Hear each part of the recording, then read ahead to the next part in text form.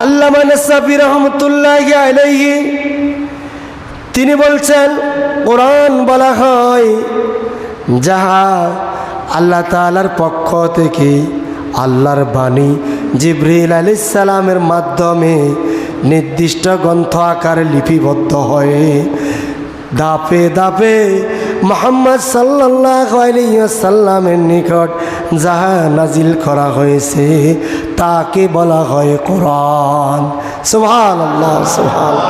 তাহলে কোরআনের সংজ্ঞা আমরা জানলাম কি না? জানলাম। এটা হলো কিতাবের নাম হলো আল মানার, আর এটা লিখেছেন আল্লামা নাসাফি রহমতুল্লাহি আলাইহি। কোরআনের আরেকটা নাম হলো, কোরআনকে বলা হয় ফুরকান। কোরআনকে বলা হয় ফুরকান, হুদাল লিন্নাস ওয়া বাইয়িনাতিম মিনাল হুদা ওয়াল ফুরকান। কার কথা? ফুরকান মানে হচ্ছে পার্থক্যকারী। আল্লাহ বলেন, জাআল হক ওয়া জাহাকাল বাতিল ইন্নাল বাতিলা কানা জাহুকা। কোরআনটা হলো এমন, কোনটা সত্য কোনটা মিথ্যা সেটা কোরআন পার্থক্য করে দেয়। সুবহানাল্লাহ, সুবহানাল্লাহ। কোরআনের আরো একটা নাম রয়েছে জিকির। কি? জিকির। জিকির শব্দের অর্থ হচ্ছে স্মরণ করা। আল্লাহ তাআলা বলেন, আলা বিযিকরিল্লাহি তাতমাইন্নুল কুলুব। যখন তোমরা কোরআন পড়ো তোমাদের অন্তরটাকে আমি আল্লাহ প্রশান্তি করে দিই। সুবহানাল্লাহ, সুবহানাল্লাহ।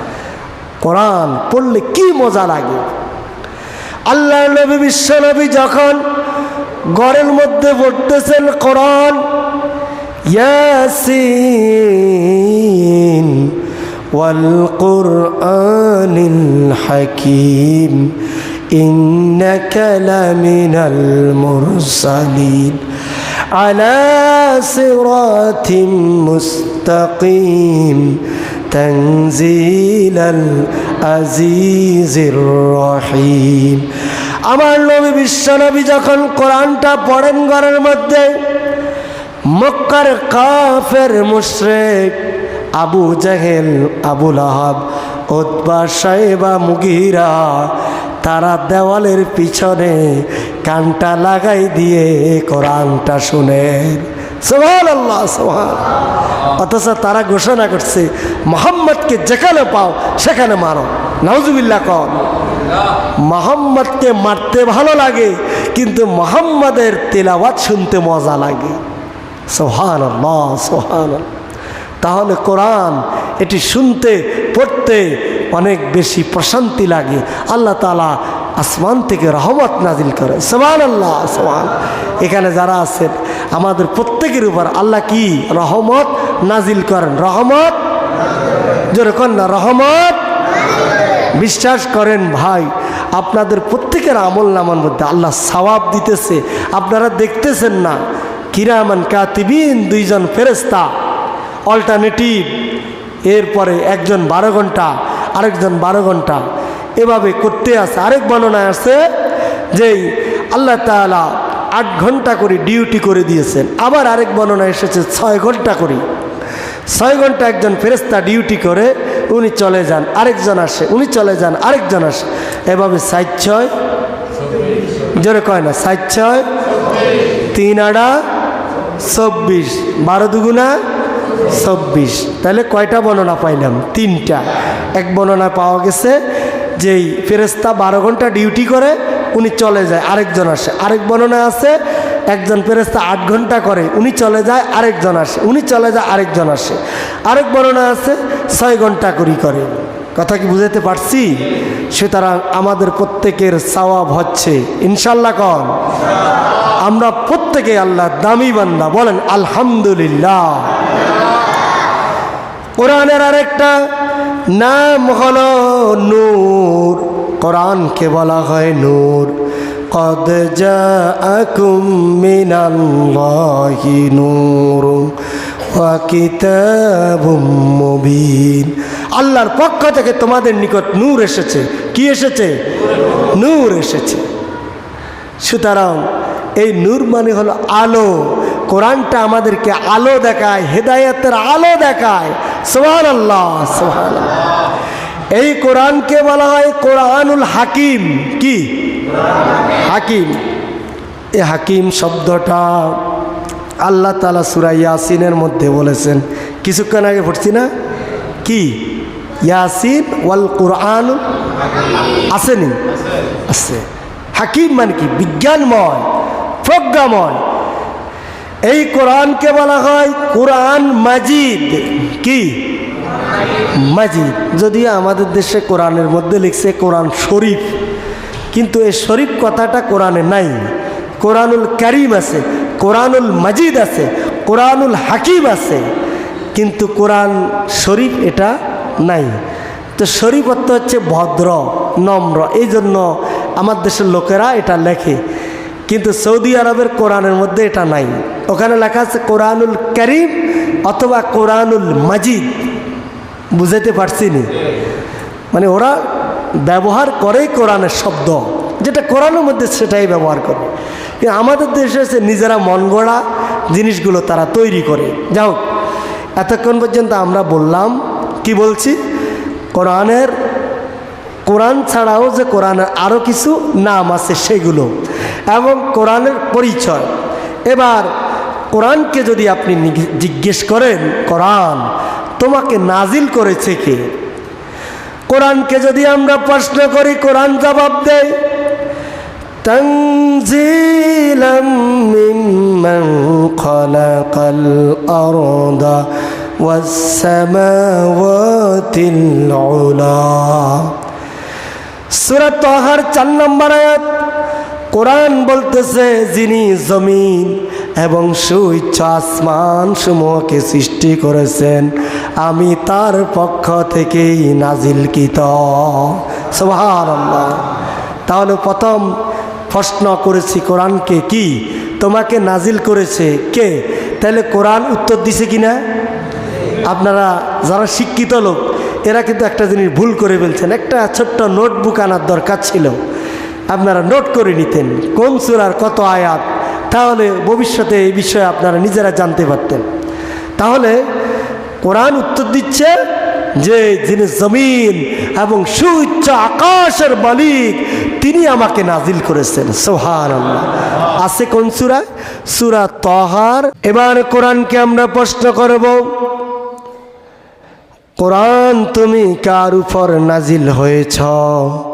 কোরআন এবার আমাদেরকে উত্তর দিবে, ওয়া আমানু বিমা নুজ্জিলা আলা মুহাম্মাদিন ওয়া হুয়াল হাক্কু মির রাব্বিহিম।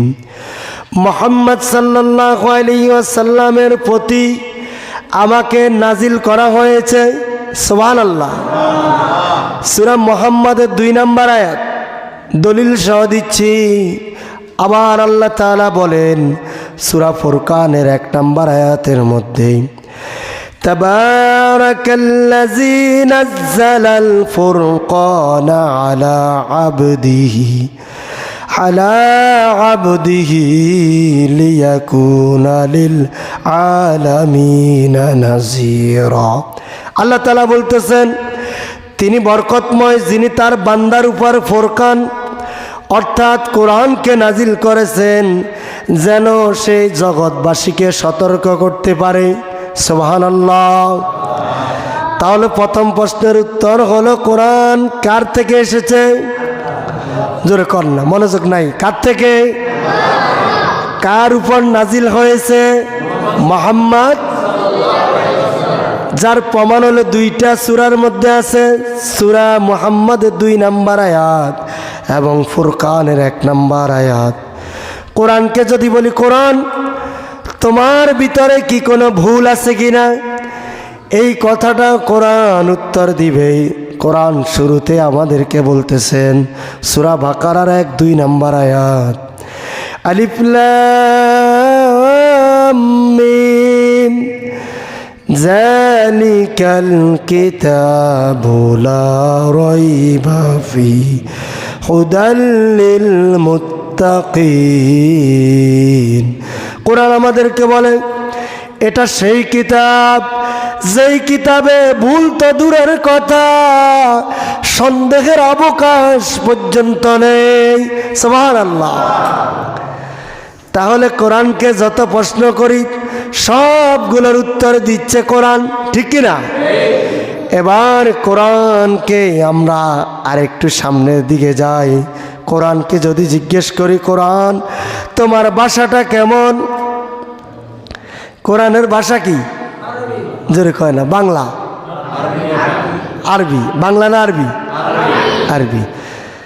সূরা ইউসুফের 1 নম্বর আয়াত কোরআন বলতেছে, ইন্না আনজালনাহু কুরআনান আরাবিয়্যা লাআল্লাকুম তা'কিলুন। আমি অবতীর্ণ করেছি কোরআনকে আরবি ভাষায়। সুবহানাল্লাহ। আল্লাহ বলতেছেন আমি কোরআনকে আরবি ভাষায় নাজিল করেছি যাতে করে তোমরা বুঝতে পারো। সুবহানাল্লাহ। আপনি জানেন না কোরআনকে নিয়ে যারা গবেষণা করেছে তারা বুঝের এই পৃথিবীর সমস্ত লোকেরা কোরআন বুঝতে পারে, কিন্তু বাংলা ভাষা বুঝে না, ইংরেজি ভাষা বুঝে না। আপনি দেখেন চায়নাতে যান, তারা বাংলা ভাষা জিন্দিগিতেও পারবে না, কিন্তু ইংরেজি ভাষাও তারা পারে না অল্প। চায়নাতে চায়নার মানুষগুলো মাত্র 5% লোকেরা ইংরেজি জানে, যারা দাপ্তরিক অফিসিয়াল কাজে প্রশাসনিক কাজে আছে তারা, এছাড়া আর কেউ পারে না। অথচ আমাদের দেশের প্রায় 50% লোক ইংরেজি ভাষা জানে। ইন্ডিয়াতে প্রায় 75% লোক জানে ইংরেজি ভাষায়। শ্রীলঙ্কা 98% মানুষ ইংরেজি ভাষা জানে, কিন্তু তারা কোরআন বুঝে। চায়নার লোকেরা কোরআন বুঝে, আর ইন্ডিয়ার লোকেরাও কোরআন বুঝে, আমাদের দেশের লোকেরাও কোরআন বুঝে। কারণ কোরআন ভাষাটা স্পেশাল, আল্লাহ তাআলা আরবি ভাষায় নাযিল করেছেন। সুবহানাল্লাহ, সুবহানাল্লাহ। এবার কোরআনকে যদি বলি, কোরআন রে তোর বাড়ি কোথায়, কোথায় থেকে এসেছ? কোরআন আমাদেরকে উত্তর দিবে, বাল হুয়া কুরআনুম মাজিদ ফি লাউহিম মাহফুজ। সুবহানাল্লাহ। কোরআন এটা তো সম্মানিত কোরআন, এটি লাউহে মাহফুজে লিপিবদ্ধ করে রাখা হয়েছে। সুবহানাল্লাহ, সুবহান। তাহলে কোরআনের বাড়ি কোথায়? লাউহে মাহফুজে। বলেন কোথায়? লাউহে মাহফুজ।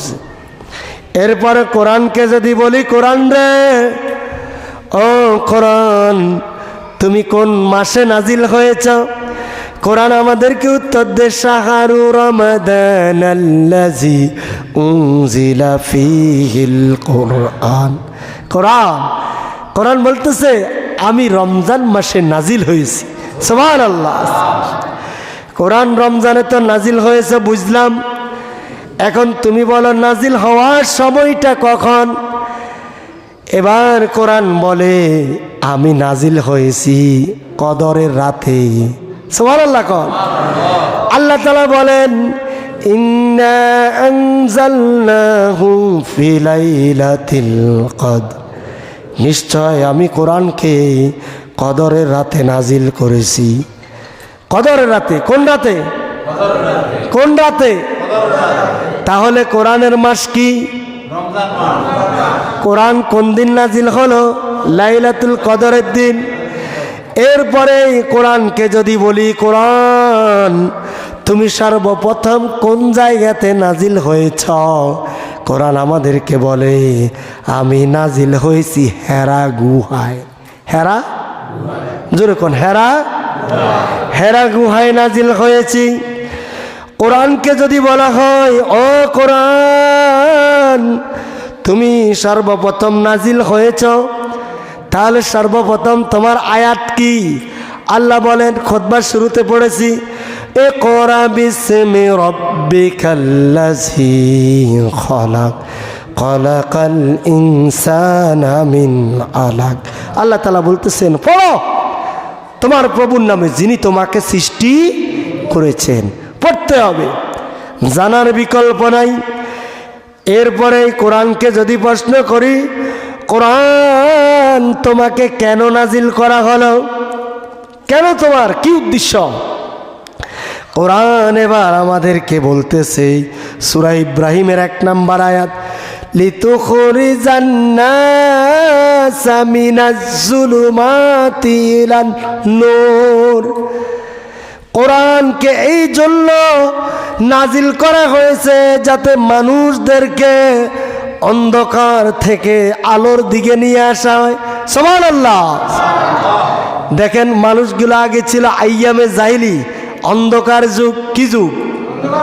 অন্ধকার যুগ। যেই যুগে মানুষ ছিল মূর্খ, যেই যুগে মানুষগুলোর সামাজিকতা ছিল না, যেই যুগের মানুষগুলোর পরিচ্ছন্নতা ছিল না, যেই যুগের মানুষগুলোর তারা কি মানবে, তাদের সংবিধান ইসলাম সেটা তাদের ছিল না। এই জন্য আল্লাহ তাআলা আমাদেরকে বলতেছেন, বান্দারে তোরা অন্ধকারে ছিলি, ওই অন্ধকার থেকে আমি তোমাদেরকে আলোর পথ দেখালাম। আচ্ছা, আলোর পথটা কি? আলোর পথ হলো, আগে অন্ধকারের পথটা জেনে নি। অন্ধকার হলো পুঁজিবাদ, অন্ধকার হলো সমাজতন্ত্র, অন্ধকার হলো জাতীয়তাবাদ, অন্ধকার হলো ধর্ম নিরপেক্ষ মতবাদ, অন্ধকার হলো কমিউনিজম। এই সবগুলো বাদ দিয়ে যারা ইসলামের পথে, ইসলামী আন্দোলনের পথে, একামতে দ্বীনের পথে আসবে, এরাই হচ্ছে মূলত ইলান নূর, এরাই মূলত আলোর পথে আসবে। সুবহানাল্লাহ, সুবহানাল্লাহ। এই জন্য কোরআনকে নাজিল করা। কোরআন ইসলামের পথ, একামতে দ্বীনের পথ, এই পথ আলোর পথ, এই পথে আসতে হবে। এই জন্য কোরআনকে নাজিল করা হয়েছে, ঠিক কিনা? কোরআনকে এবার যদি বলি, কোরআন রে যদি আমরা তোমাকে মানি আমাদের কি লাভ?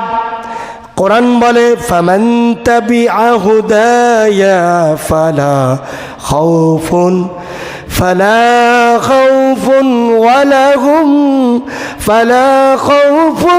আলাইহিম ওয়ালা হুম ইয়াহজানুন। সূরা বাকারা 38 নম্বর আয়াত। আল্লাহ বলেন, যারা কোরআন অনুসরণ করবে, কোরআন মতো চলবে, কোরআন মতো জীবন যাপন করবে, কোরআন তাদেরকে এমন পথ দেখাবে দুনিয়াতে তাদের কোনো ভয় নাই, আখিরাতে তাদের কোনো চিন্তার কারণ নাই। সুবহানাল্লাহ, সুবহানাল্লাহ। যারা কোরআনের সৈনিক তাদের কোনো ভয় নাই, তাদের কোনো ভয়, এবং কিয়ামতের ময়দানে তারা কোনো চিন্তারও কোনো কারণ নাই। সুবহানাল্লাহ, সুবহানাল্লাহ। এরপরেই কোরআনকে যদি বলি, কোরআন দুনিয়াতে আমরা তো মানুষ, আমরা তো রাজনীতি করি, একটা না একটা রাজনীতি করতেই হবে। ও কোরআন, তোমার ভিতরে কি রাজনীতি আছে? কোরআন আমাদেরকে উত্তর দিচ্ছে সূরা নাহলের 89 নম্বর আয়াত, ওয়ানাজ্জালনা আলাইকাল কিতাবা তিবিয়ানা লিকুল্লি শাইইন ওয়া হুদান ওয়া রাহমাতাও ওয়া বুশরা লিল মুসলিমিন। সুবহানাল্লাহ, সুবহানাল্লাহ। কোরআন বলতেছে, আমি তোমাদের উপর তো নাজিল করেছি এই জন্য যাতে করে প্রত্যেকটা বিষয় হিদায়াত, রহমত, মুসলমানদের জন্য সুসংবাদ। সুবহানাল্লাহ, সুবহানাল্লাহ।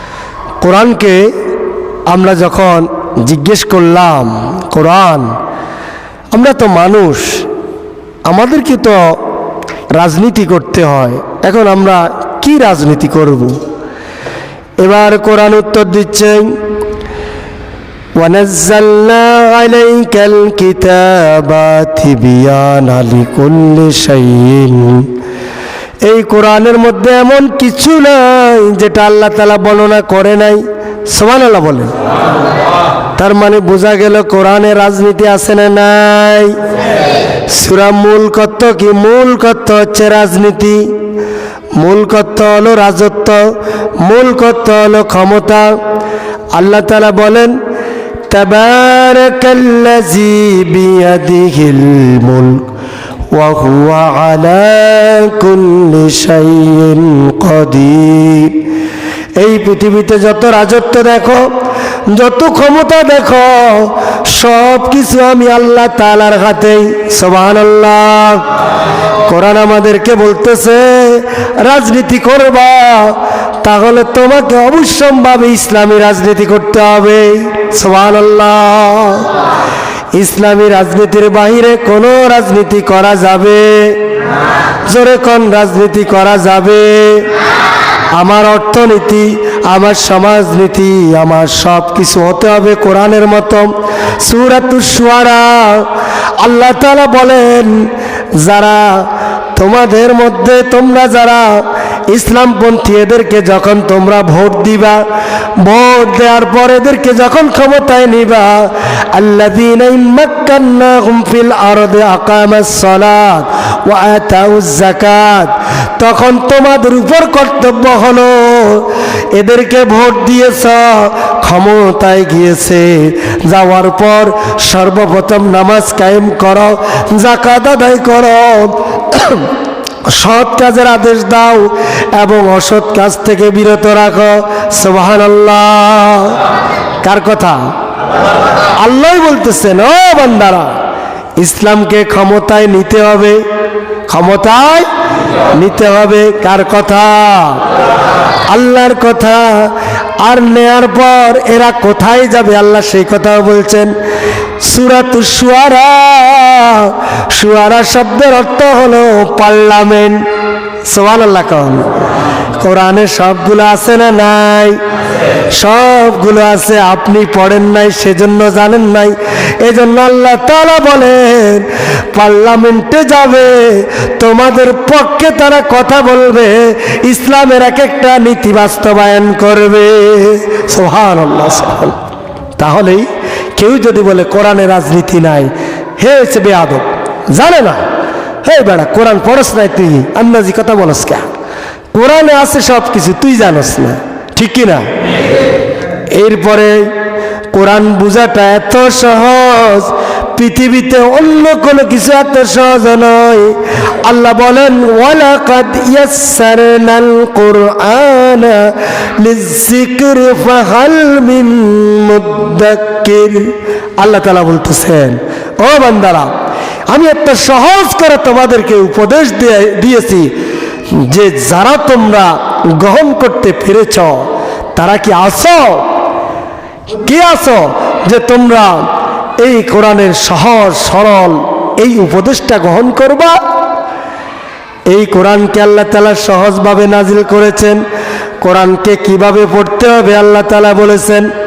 প্রথমেই, ইয়া আইয়ুহাল্লাযীনা আমানু ইযা কুমতুম ফাগসিলু উজুহাকুম ওয়া আইদিয়াকুম।